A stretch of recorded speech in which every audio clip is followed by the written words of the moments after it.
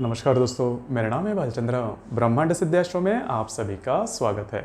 आज के इस वीडियो में हम चर्चा करेंगे पुनर्वसु नक्षत्र के बारे में। पुनर्वसु नक्षत्र की जो स्त्री वर्ग होता है वो किस प्रकार का होता है, मतलब उनके सोचने का ढंग किस प्रकार का होता है, जीवन के प्रति उनकी दृष्टि किस प्रकार की होती है, उनका संपूर्ण जो व्यक्तित्व होता है वो किस प्रकार का होता है, सभी के बारे में डिटेल में चर्चा इस वीडियो में हम करने वाले हैं।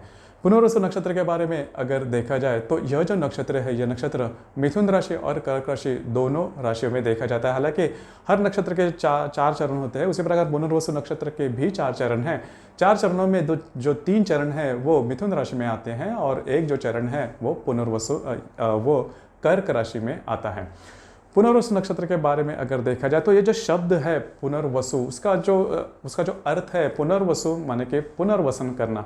तो अगर इस नक्षत्र में किसी भी व्यक्ति का अगर जन्म हुआ है और उसको किसी भी क्षेत्र में अगर कोई बड़ी प्रॉब्लम आई है, अगर समझो किसी करियर के फील्ड में या फिर वैवाहिक जीवन में अगर कोई प्रॉब्लम आए हैं, तो उनका जो पुनर्वास होना या फिर उनका जो पुनर्वसन होता है वो काफ़ी अच्छी तरीके से देखा जाता है। तो यह इस नक्षत्र की काफ़ी स्पेशलिटी मानी जाती है, विशेषताएं मानी जाती है। उसी प्रकार इस नक्षत्र का जो स्वामी है वो गुरु है। गुरु की बुद्धिमत्ता इस नक्षत्र में काफ़ी अच्छे तरीके से देखी जाती है। उसी प्रकार इस नक्षत्र की जो देवता है वो अदिति है। तो इस नक्षत्र में उदारता जिसे हम बोलते हैं वो भी काफ़ी अच्छे तरीके से देखी जाती है।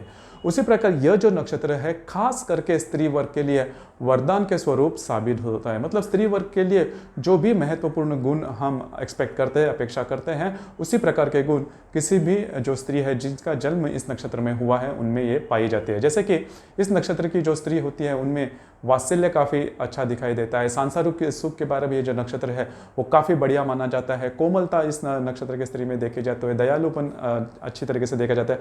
और सबसे महत्वपूर्ण बात, स्त्री को जो सबसे इम्पोर्टेंट बात उसमें होनी चाहिए वो है सौंदर्य। तो सौंदर्य, कला और शिक्षा, ये सभी जो गुण हैं वो सभी गुण इस नक्षत्र के स्त्री में देखे जाते हैं। उसी प्रकार उनके अगर शारीरिक स्तर अगर देखा जाए तो आकर्षक और प्रमाणबद्ध इसी प्रकार का शरीर उनको मिलता है। और इस नक्षत्र की जो स्त्री होती है उनका जो फेस होता है वो काफ़ी ज़्यादा अट्रैक्टिव होता है, सुस्वरूप होता है और उनमें बहुत ज़्यादा एनर्जी लेवल भी देखी जाती है। उनके बाल वगैरह भरपूर बाल देखे जाते हैं।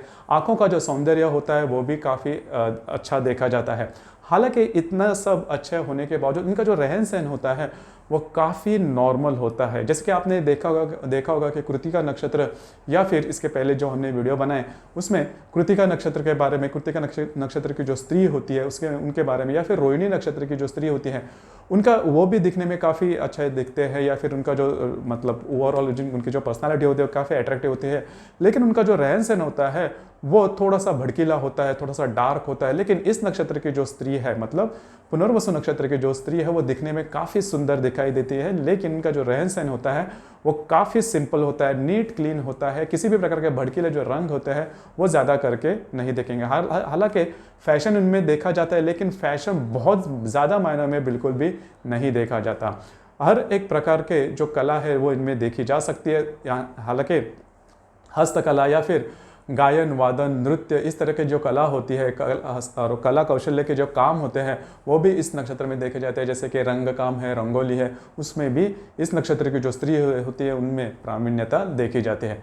इस नक्षत्र की जो स्त्री के बारे में अगर देखा जाए तो यह नक्षत्र की जो स्त्री होती है वो होशियार होती है, बौद्धिक स्तर उनका काफ़ी अच्छा होता है, सुशिक्षित और सुशील भी देखी जाती है, सुंदर होती है, संसारी होती है। मतलब इस नक्षत्र की जो स्त्री होती है तो गृहिणी की व्याख्या में बहुत ही अच्छे सटीकता से बैठती है। इस नक्षत्र के अगर करियर के बारे में भी अगर देखा जाए तो बुद्धिजीवी वर्ग का जो करियर होता है, मतलब टीचर्स है, प्रोफेसर है, या फिर ऐसे फील्ड जिसमें बुद्धि का बहुत ज़्यादा उपयोग होता है, तो इस प्रकार के जो काम होते हैं वो काम इस नक्षत्र की जो स्त्री होती है उनमें काफ़ी अच्छे तरीके से देखा जाता है। हालांकि इस नक्षत्र के स्त्री के बारे में अगर देखा जाए तो महत्वाकांक्षीपना या फिर एम्बिशियस नेचर जिसे हम बोलते हैं, या फिर hard working, physical hard working, शारीरिक तौर का जो हार्ड वर्किंग होता है वो इनमें ज़्यादा नहीं देखा जाता। अगर शारीरिक स्तर का कोई काम है तो जल्दी से थक जाते हैं। लेकिन बौद्धिक स्तर, जैसे मैंने शुरुआत में कहा कि बुद्धिजीवी वर्ग का जो भी काम है वो काम इस वर्ग की जो स्त्री होती है वो काफ़ी अच्छे तरीके से करती है।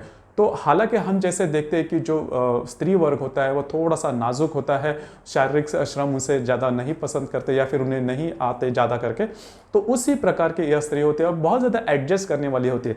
देखिए ये जो बात है वो काफ़ी अच्छी तरीके से देखी जाती है।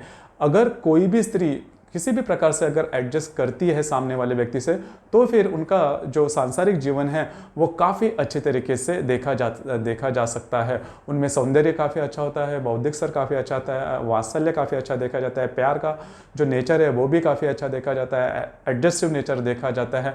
तो सभी मामले में अगर देखा जाए तो पुनर्वसु नक्षत्र की जो स्त्री होती है वो परफेक्ट गृहिणी की व्याख्या में अच्छी तरीके से बैठती है और किसी भी प्रकार के प्रॉब्लम कॉम्प्लिकेशंस इनमें ज़्यादा दिखाई नहीं देते या फिर किसी भी बारे में खुद ही के बारे में सोचना ये इनमें नहीं देखा जाता। तो ये बात काफ़ी अच्छी, जैसे कि हमने मृग नक्षत्र की जो स्त्री होती है उनके बारे में भी देखा कि मृग नक्षत्र की जो स्त्री होती है वो हमेशा अपना जो कुटुंब होता है, फैमिली होता है, उनके बारे में सोचती है। तो करीबन ये जो मतलब पुनर्वसु नक्षत्र की जो स्त्री होती है वो भी उसी प्रकार से होती है और थोड़ा सा नाजुक, उनका जो शारीरिक स्तर होता है वो थोड़ा सा नाजुक होता है।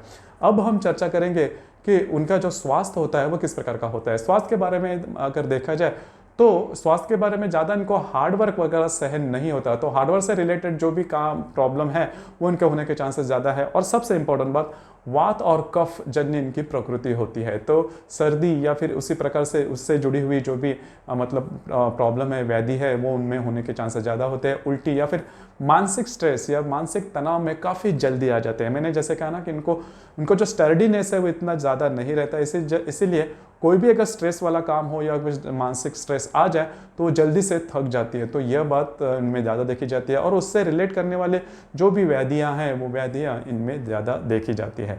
लेकिन मोटे तौर पर अगर देखा जाए तो पुनर्वसु नक्षत्र की जो स्त्री, जैसे मैंने शुरुआत में कहा कि अगर किसी भी स्त्री को पुनर्वसु नक्षत्र में उनका जन्म है या फिर उनका चंद्रमा का नक्षत्र अगर पुनर्वसु है तो उनके लिए वो वरदान साबित होता है। मतलब स्त्री वर्ग के लिए जो भी महत्वपूर्ण बात होती है, जैसे कि सांसारिक जीवन है या फिर कुटुंब है, फैमिली को बांध के आगे चलना, ये जो सभी बातें हैं वो सभी गुण इस नक्षत्र की स्त्री में काफ़ी अच्छी तरीके से देखे जाते हैं। आपके इसके संदर्भ में क्या विचार है, आपके इसके बारे में क्या अनुभव है, नीचे कमेंट बॉक्स में ज़रूर कमेंट करना और अपना जो चैनल है ब्रह्मांड सिद्धि एस्ट्रो, इसे भी लाइक, शेयर और सब्सक्राइब ज़रूर करना। धन्यवाद।